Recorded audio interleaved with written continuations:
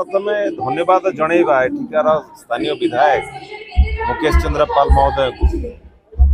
एठी तो मु तो भाभी नथली इतने सुंदर आ इतने बड़ आकार रे एभली गोटे महोत्सव आयोजन हेतिबो कि गोटे समस्त को नेकी सब सेक्शंस को नेकी एठी ये अंचलर परंपरा कला संस्कृति को बजाय रखिया पई विशेषकर युवक पीढ़ी मान को किभली भाव में गोटे तांका भीतर एकता गोटे आनिया पई निज भीतर से गोटे स्पिरिट आनिबा टीम स्पिरिट डेवलप करिबा गोटे आउ गोटे जिनस सबुठ बड़ कथा मुझे देखिले मानवर विधायक गोटे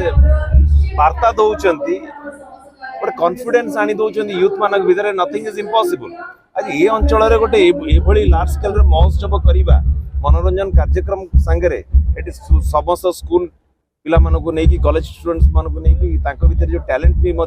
शोकेस करुँच ये गोटे बहुत बड़ कार्यक्रम कर निश्चित भाव में आगामी दिन में ये महोत्सव ये राज्य में निश्चित भाव में बर्तमान आलोचना होते बड़ महोत्सव आज जो भाव में माल्यगिरी महोत्सव कर ये यूथ मानक